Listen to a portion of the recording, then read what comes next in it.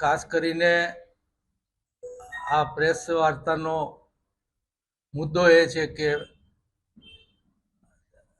તળિયાની કામગીરી એટલે કે મતદાર યાદીની ખરી સુધારણા BLO એ કરવાની હોય છે. BLO એમની જવાબદારી નિભાવવામાં એમને થોડી મુશ્કેલી સમયની પણ પડી રહી છે, અમને ખ્યાલ છે, પરંતુ આ ખૂબ અગત્યનું કામ છે.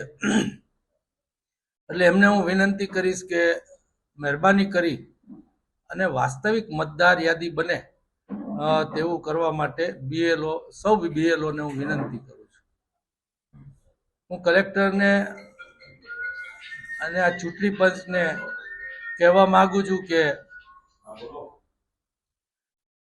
તમે પણ ખૂબ ધ્યાન રાખજો, કોઈ મતદાર ન રહી જાય એની તકેદારી પંચે રાખવાની હોય. પંચ એક તરફી છે, વોટ ચોરી કરાવે છે અને એમાં સામેલ છે, અને આ લોકશાહી ઉપર ચૂંટણી પંચ ખુદ એક જોખમ બની ગયું છે. એ સંજોગોમાં અમે અહીંયા કલેક્ટરશ્રીને જણાવીએ કે રાજકોટની યાદીમાં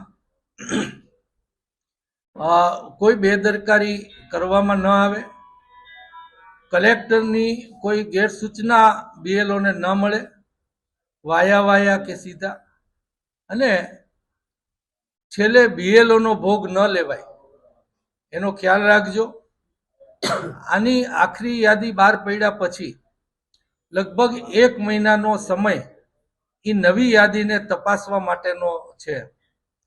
અમે રાજકોટમાં નક્કી કર્યું છે કે અમે ઘરે ઘરે જઈ અને જે નવી યાદી બની છે એમાં કોણ રહી ગયું છે, ક્યાં ખોટા નામ છે અને શું ગરબડો એમાં થઈ છે એની અમે તપાસ કરશું.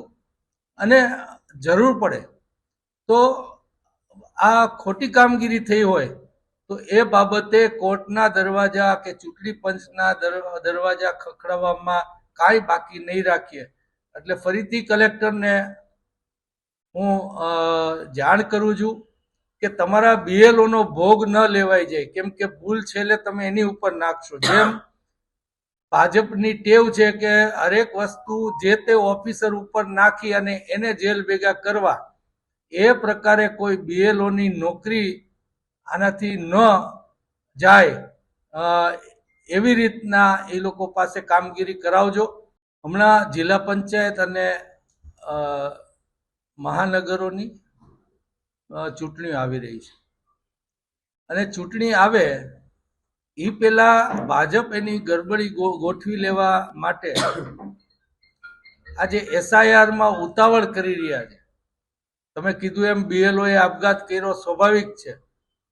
એકદમથી તમારી રૂટીન જે હોય, તમારા છોકરાઓને ભણાવવાનું કામ હોય કે બીજું ત્રીજું જે રેગ્યુલરી સરકારી નોકરી દરજે કરતા હો એમ મૂકી અને આ કરવાનું, ને એમાં પણ ટાઈમ ઓછો મળે.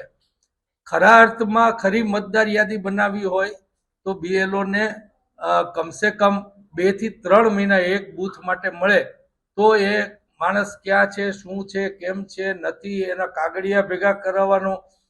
આ તો 3 વાર એના ઘરે જવાનું, ન હોય તો કાઢી નાખવાના. તો BLOને સ્વાભાવિક એમ થાય કે એવી રીતના કોઈ મતદારને ન કઢાય, એના પ્રેશર સ્વાભાવિકપણે એ લોકોને આવે. પણ એમાં વધારે સમય આપવાની જરૂર હતી, એની બદલે ઉતાવળ એટલે કરી રહ્યા છે કે તાત્કાલિક જે કંઈ ખોટું કરવું છે, અને એ ચૂંટણી પંચ જે અત્યારે હાથો બની રહી છે, કલેક્ટર એ ચૂંટણી પંચ પૈકીના અત્યારે ગણાય તો એ હાથો ન બને, એના માટે જ અમે આને BLOને પ્રેશર ઘટે અને BLOનો ભોગ ન લેવાય, આ 2 વાત માટે અમારે ખાસ તમારા થકી લોકો સુધી પહોંચવાનો અમારો પ્રયત્ન છે.